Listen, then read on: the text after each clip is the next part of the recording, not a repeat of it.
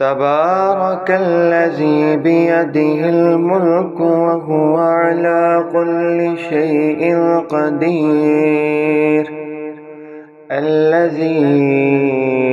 خلق الموت والحياة ليبلوكم أيكم أحسن عملا، وهو العزيز الغفور، الذي خلق 7 سماوات طباقا، ما ترى في خلق الرحمن من تفاوت، فارجع البصر هل ترى من فتور، ثم ارجع البصر كرتين ينقلب إليك البصر خاسئا وهو حسير،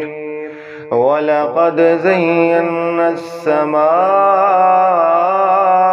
الدنيا بمصابيح وجعلناها رجوما للشياطين وأعتدنا لهم عذاب السعير،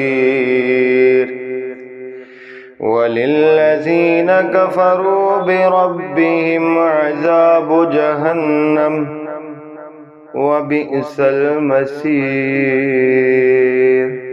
إذا ألقوا فيها سمعوا لها شهيقا وهي تفور،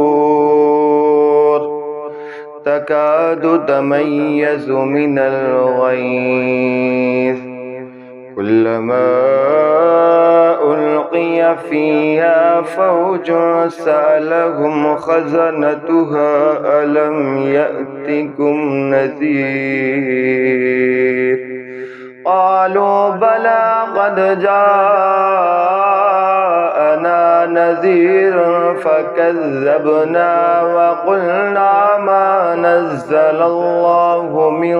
شيء إن أنتم إلا في ضلال كبير، وقالوا لو كنا نسمع أو نعقل ما كنا في أصحاب السعير.